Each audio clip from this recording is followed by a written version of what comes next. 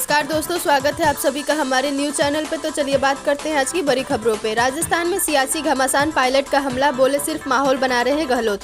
सचिन पायलट ने आला कमान से मिलकर अशोक गहलोत के दावे को खारिज किया है। उन्होंने कहा कि गहलोत के पास विधायकों का समर्थन नहीं है, ऐसे हालात में वह माहौल बनाए रखने का प्रयास कर रहे हैं। पायलट ने आला कमान से विधायकों की गुप्त राय लेने का आग्रह किया। उन्होंने कहा कि यदि ऐसा होता है तो गहलोत एक पल भी नहीं टिक पाएंगे, इसलिए वह लगातार उनके खिलाफ बयानबाजी कर रहे हैं। पायलट ने कहा कि यदि गुप्त राय में गहलोत को ज्यादा विधायकों का समर्थन मिलता है तो वह उनके नेतृत्व में चुनाव में जा सकते हैं। गुजरात में पीएम मोदी की सुरक्षा में बड़ी चूक। गुजरात में प्रधानमंत्री नरेंद्र मोदी की सुरक्षा में बड़ी चूक देखी गई। अहमदाबाद स्थित बावला में पीएम मोदी जनसभा को संबोधित करने पहुंचे थे। इसी दौरान उनकी सुरक्षा में बड़ी चूक नजर आई।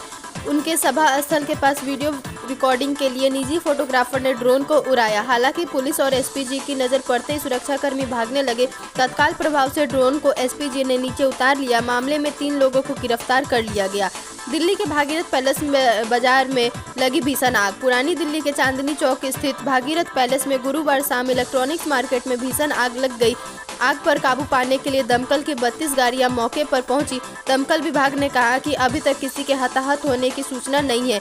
घटना की जानकारी मिलने के तुरंत बाद ही दमकल की टीम मौके पर पहुंचकर आग पर काबू पाने में जुट गई। फिलहाल आग लगने के कारणों का पता नहीं चला है।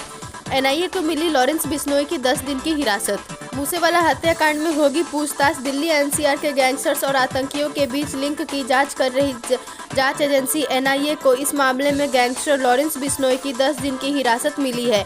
एनआईए की ओर से कोर्ट से बिश्नोई की 12 दिन की हिरासत की मांग की गई थी। एनआईए ने कोर्ट से कहा कि पंजाबी सिंगर सिद्धू मूसेवाले की हत्या के मामले के तार विदेश से जुड़े हैं। कोर्ट ने पूछा कि आपका मूसेवाला की हत्या से क्या लेना देना है। एनआईए के वकील ने कहा गैंगस्टर को पाकिस्तान से हथियार आ रहा है, मूसेवाला जैसे लोगों को टारगेट किया जा रहा है। इस मामले में बड़ी साजिश को लेकर जांच की जा रही है। असम मेघालय हिंसा की होगी सीबीआई जांच। असम मेघालय सीमा की भड़की हिंसा की जांच केंद्रीय जांच एजेंसी सीबीआई करेगी। इस जानकारी मेघालय के मुख्यमंत्री कोनराड सांगमा ने दी। सांगमा ने गुरुवार को कहा कि केंद्रीय गृह मंत्री अमित शाह ने आश्वासन दिया है कि वह इस हिंसा की जांच सीबीआई से कराएगी। सांगमा ने यह संवाददाताओं से बात करते हुए कहा कि शाह के साथ मुलाकात के दौरान उन्होंने गोलीबारी में मारे गए लोगों के लिए न्याय और जिम्मेदार लोगों के खिलाफ कार्रवाई की मांग की। बाद में गृह मंत्रालय के प्रवक्ता ने ट्वीट किया कि शाह ने गोलीबारी की घटना की सीबीआई जांच का आश्वासन दिया है। चीन में फिर लॉकडाउन। चीन में कोरोना वायरस के मामले फिर से बढ़ते दिख रहे हैं और महामारी की शुरुआत के बाद से इस देश में रोजाना दर्ज हो रहे कोविड मामले अब अपने उच्चतम स्तर पर पहुंच गया है। आधिकारिक आंकड़ों के अनुसार देश में एक दिन में 30,000 से ज्यादा नए मामले सामने आए हैं। बढ़ते मामलों को देखते हुए चीन में फिर से कई तरह की पाबंदियां लगाई जा रही हैं। वहीं झोंगझोऊ में लॉकडाउन समेत कई सख्त कोविड नियमों और वेतन विवाद को लेकर जबरदस्त नाराजगी देखी गई और कर्मचारियों तथा पुलिस कर्मियों के बीच झड़प भी हुई। रोनाल्डो ने फीफा में 1 गोल से रचा इतिहास। फीफा वर्ल्ड कप 2022 में विवादों के साथ एंट्री करने वाले पुर्तगाल के कप्तान और महान फुटबॉलर क्रिस्टियानो रोनाल्डो ने टूर्नामेंट के अपने पहले मैच में गोल कर विश्व रिकॉर्ड बना दिया। ग्रुप एच के अपने पहले मुकाबले में पुर्तगाल के कप्तान क्रिस्टियानो रोनाल्डो ने घाना के खिलाफ मैच में 65वें मिनट में रोनाल्डो ने पेनल्टी के साथ मैच का पहला गोल किया। इस गोल के साथ ही क्रिस्टियानो रोनाल्डो ने 5 वर्ल्ड कप में गोल करने का रिकॉर्ड बना दिया। मेंस फुटबॉल में वह पहले खिलाड़ी बन गए जिसने 5 अलग अलग फीफा वर्ल्ड कप में गोल दागे।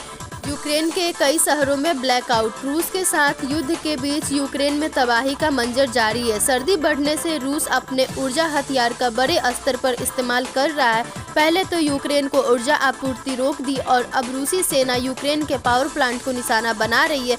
सर्दी के मौसम में यहाँ लाखों लोग बिना बिजली, बिना हीट और बिना पानी के रहने को मजबूर है। तापमान 0 डिग्री सेल्सियस से नीचे चला गया है। रूस ने पिछले दिनों यूक्रेन में बड़े स्तर पर बमबारी की है। रूसी सेना खास तौर पर यूक्रेन के पावर प्लांट को निशाना बना रही है। ऐसे में कई शहर अंधेरे में समा गए हैं।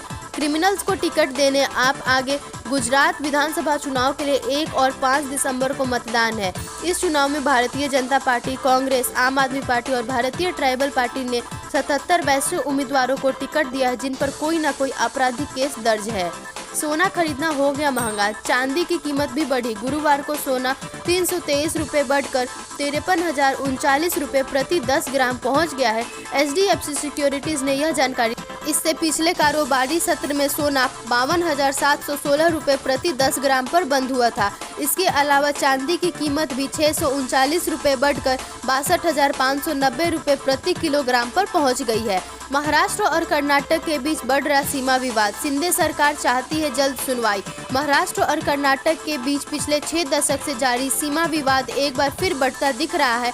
ऐसा कर्नाटक के मुख्यमंत्री बसवराज बोम्मई की ओर से मंगलवार को दिए गए उस बयान के बाद हुआ है जिसमें उन्होंने महाराष्ट्र के 40 गांवों पर दावा पेश किया था। इसके बाद महाराष्ट्र से उप मुख्यमंत्री देवेंद्र फडणवीस और कर्नाटक के मुख्यमंत्री बोम्मई के बीच बयानबाजी तेज हो गया है।